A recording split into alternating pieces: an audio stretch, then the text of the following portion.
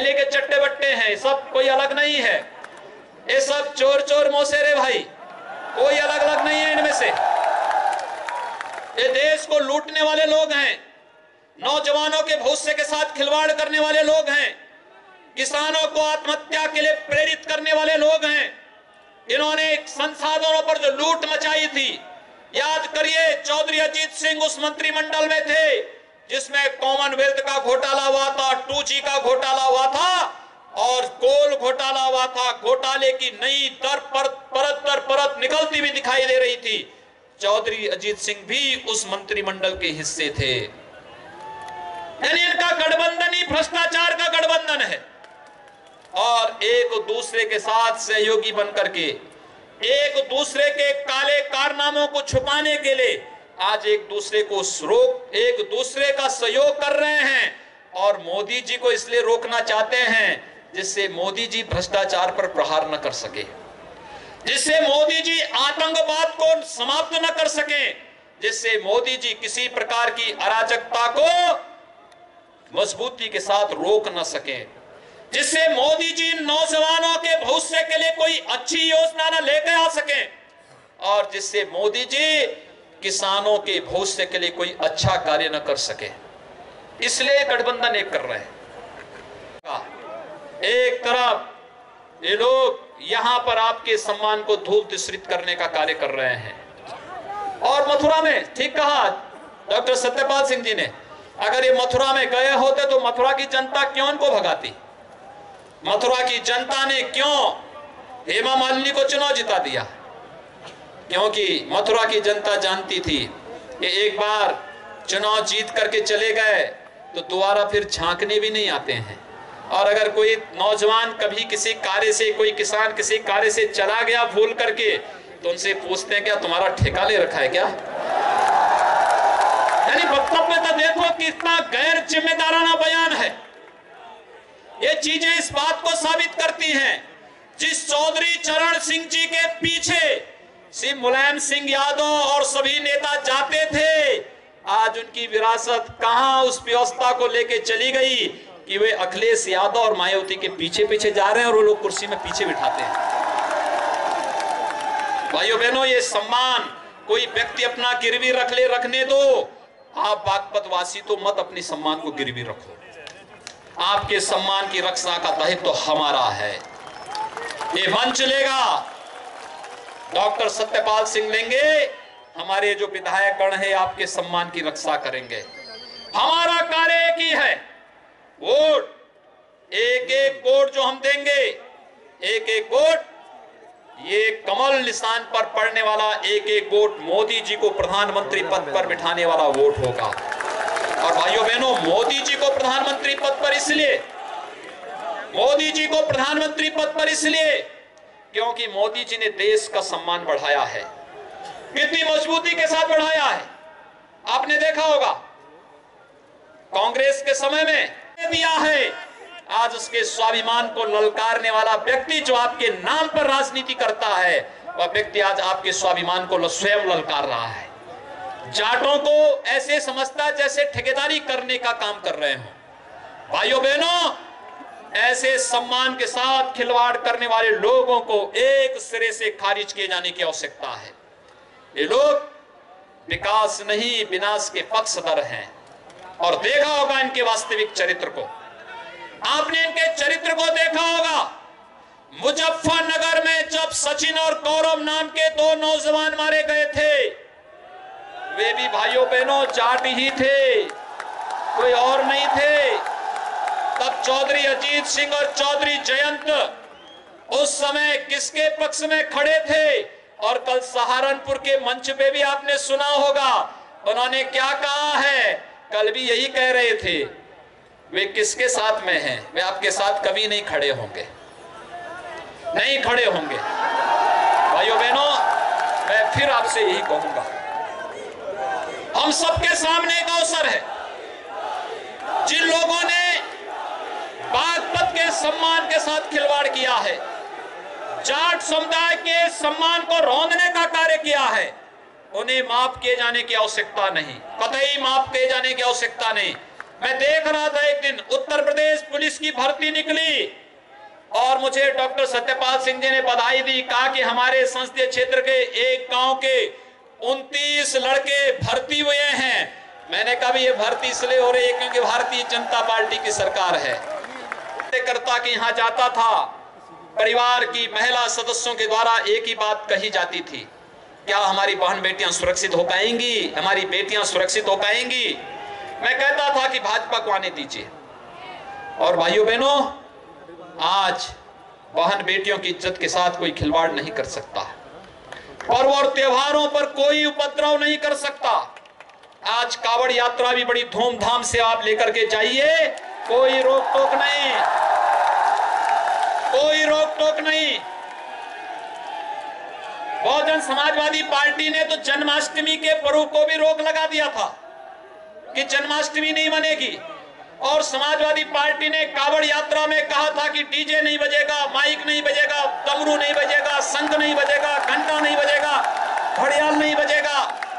तो मैंने उन अधिकारियों से कहा, मैंने कहा भी ये भगवान शिव की यात्रा है, भगवान शिव भक्तों को मस्ती के साथ जाने दो, उनको छेड़ो मत।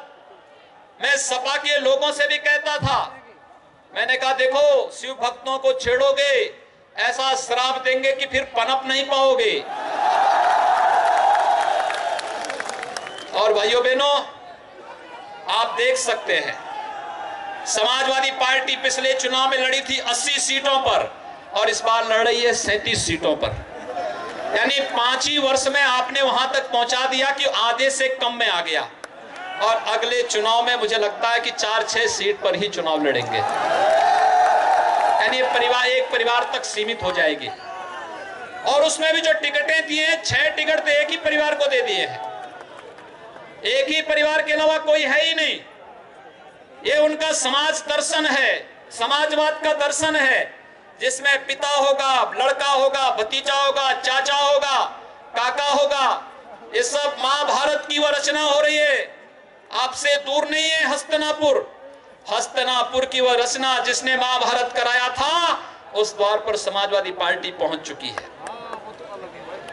ये लोग विकास नहीं कर सकते। और इन्होंने उस समय कहा था, हमारी सरकार आई, मैंने अधिकारियों से कहा, मैंने कहा कावड़ यात्रा की क्या तैयारी है? लोगों ने कहा सब तैयारी कर ली। मैंने कहा 1 सप्ताह पहले पूछा, मैंने कहा क्या तैयारी की है? कहा कि सभी सरकारों ने तय किया है कि जो पहले से व्यवस्था चली आ रही है वही लागू होगा। मैंने कहा भी नहीं लागू होगा, लागू होगा ये कि कावड़ यात्रियों पर कोई रोक टोक नहीं होगा, शांतिपूर्ण ढंग से सुरक्षा प्रदान करना हमारा दायित्व होगा। उसमें माइक, डीजे बजेगा, घंटा, डमरू भी बजेगा, शंख भी बजेगा, घड़ियाल भी बजेगा, और किसी को हम रोकेंगे नहीं। सम्मान के साथ उनको इस यात्रा को निकालने देंगे, और आवश्यकता पड़ती है तो हेलीकॉप्टर से पुष्प वर्षा भी करेंगे। भाइयों बहनों, हमने जन्माष्टमी भी मनवाई है, कावड़ यात्रा भी मनाई है, विजयादशमी भी मनाई है, होली भी मनाई है, दीपावली भी मनवाई है। सारे पर्व और त्योहार हर मत मजहब के लोग मना सकते हैं, कोई संकोच नहीं, कोई भय नहीं, किसी प्रकार का कोई संकट नहीं। बहन बेटियों की सुरक्षा पर कोई संकट नहीं। और हमने तो कह दिया कि अपराधियों के लिए 2 ही जगह होगी, या तो जेल या फिर राम नाम सत्य है। यानी मैं देख के ताज्जुब कर रहा था, कैसी स्थिति थी। राहुल गांधी केरल गए और केरल में उन्होंने एक संसदीय सीट पर नामांकन किया। यह हर एक व्यक्ति का अधिकार है, वह कहीं से भी चुनाव लड़ सकता है। लेकिन वहां कांग्रेस का एक भी झंडा नहीं था।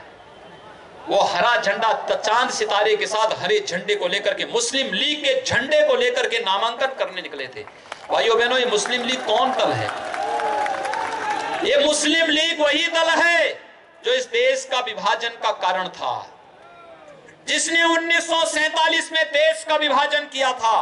वह मुस्लिम लीग आज कांग्रेस का सरपरस्त बना हुआ है, और कांग्रेस के लोग उसके साथ गलपमियां कह करके, उसको गले लगा करके आखिर इस देश के अंदर क्या संदेश देना चाहते हैं? कांग्रेस का हाथ देशद्रोहियों के साथ है। कांग्रेस का मैनिफेस्टो इस बात का उदाहरण है। सपा, बसपा, लोकदल, इस सभी के सब उसी एक मार्ग के राही हैं जो राष्ट्रीय सुरक्षा के साथ खिलवाड़ कर रहे हैं, विकास को बाधित कर रहे हैं, अराजकता पैदा करना चाहते हैं। और इसलिए भाइयों बहनों, हम सबका दायित्व बनता है, आज जब यह देश मोदी जी के नेतृत्व में एक नया भारत, आतंकवाद से मुक्त भारत, भ्रष्टाचार से मुक्त भारत, गंदगी से मुक्त भारत, किसी भी प्रकार की अराजकता से मुक्त भारत के निर्माण को लेकर के संकल्पित है, उस नए भारत के निर्माण की आकांक्षाओं की पूर्ति के लिए भारतीय जनता पार्टी आवश्यक है। और भारतीय जनता पार्टी नेतृत्व की सरकार बने, इसके लिए डॉक्टर सत्यपाल सिंह बागपत संसदीय क्षेत्र से आवश्यक है। भारतीय जनता पार्टी ने आज अपना घोषणा पत्र जारी किया है और घोषणा पत्र में भारतीय जनता पार्टी ने कहा है कि भारतीय जनता पार्टी आएगी, अयोध्या में राम जन्मभूमि पर संविधान के दायरे में रह करके मंदिर निर्माण के लिए अपनी प्रतिबद्धता को दोहराएगी। ये बात बोले ना और भी दल, सपा, बसपा, कांग्रेस के लोग, लोक दल के लोग भी बोले। हम लोग 2 वर्षों से हैं भाइयों बहनों। पहले 2 वर्ष पहले यहां की स्थिति क्या थी, बहन बेटियों की इज्जत कितनी खतरे में थी। सांसद एक बार चुने जा सकते हैं, कोई दिक्कत नहीं, एक बार हो सकता है, लेकिन मैं मानता था एक पुलिस अधिकारी जनता के बीच में कितना काम करेगा।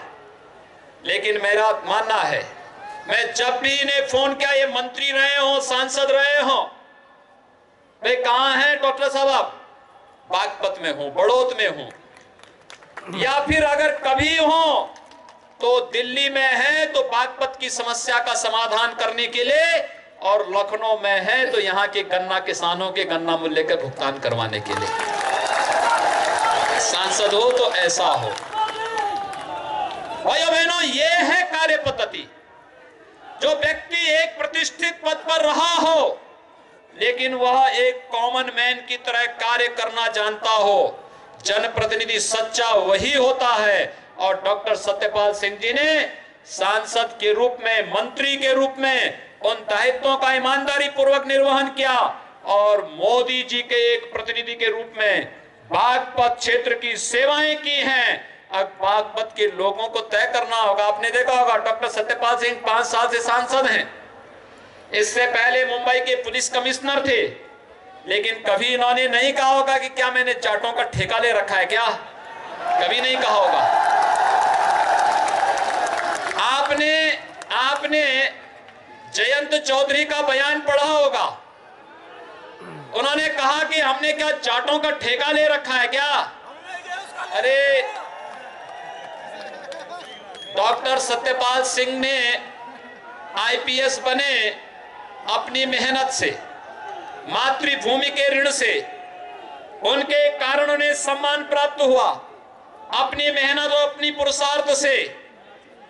लेकिन कमिश्नर, पुलिस कमिश्नर पद से इस्तीफा देकर के सांसद बने, आपके आशीर्वाद से, आपकी कृपा से सेवा करते रहे। कभी नहीं कहा कि क्या हमने ठेका ले रखा है क्या। इससे बड़ा अपमान जाटों का क्या हो सकता है। और भाइयों बहनों, मैं इसलिए कहता हूं क्योंकि जाट का मतलब स्वाभिमान और सम्मान का प्रतीक। जाट का मतलब जो अपनी जवानी देश की सुरक्षा में पूरी जवानी लगा देता है, जो नौजवान अपनी पूरी जवानी देश की सुरक्षा के लिए लगाता है, और जो जवान भर्ती नहीं होता वह अपनी मेहनत से, अपने पसीने से अपनी खेती को सींच करके सोना उगाने का काम करता है, वह नाम है जाट का।